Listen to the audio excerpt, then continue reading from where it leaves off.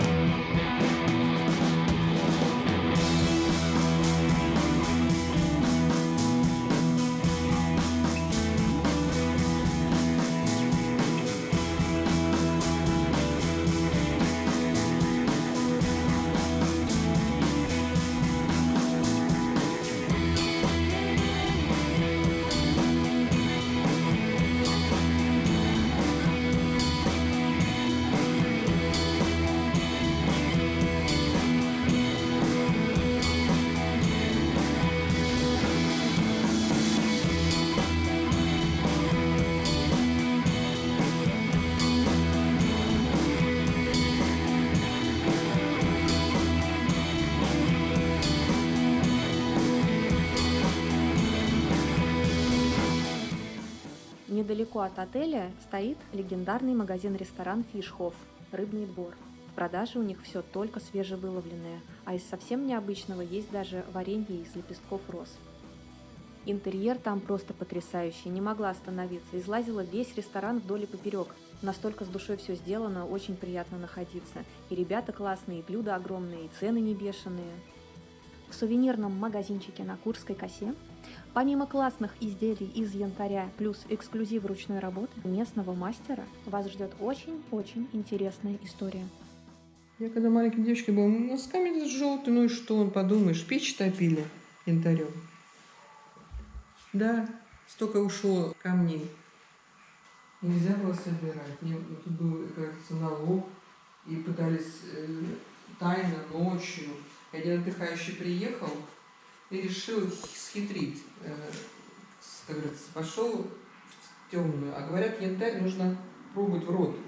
Он такой, как если камень взять, он холодный, и такой на зубы будет влиять это. А янтарь он теплый, и как будто можно его откусить. Вот если сравнивать даже, да, вот камень, вот некоторые приносят похожие, и он, значит, пошел, схитрил, в темноте-то не видно, камень это или янтарь, и он в рот пробовал класть и смотрел.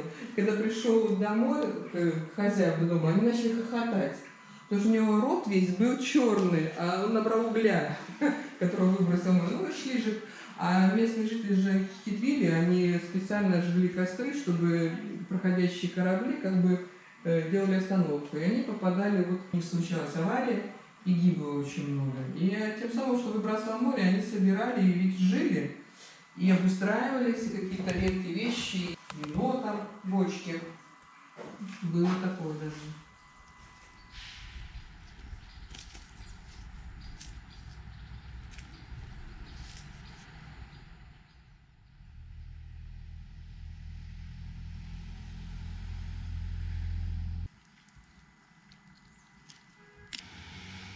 Вот так выглядит час пик на Курской косе.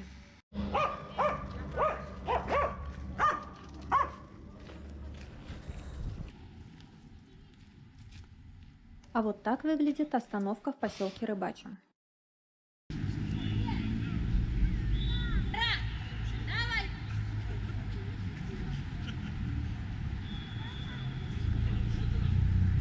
Привет. Парадокс организовал съезд байкеров на День города, и музей филинов и сов была одной из остановок. Там-то мы и пересеклись. Фотосъемку проводила Тина Грей. Ссылка обязательно будет в описании. Я очень рада, что мы встретили тогда Тину. Она оказалась очень талантливым специалистом. Тина проводит потрясающие фотосессии на всей территории области и выезжает за рубеж, в том числе фотосессии с животными. И не совсем домашними. Фотографии в ее инстаграме неимоверно меня радуют.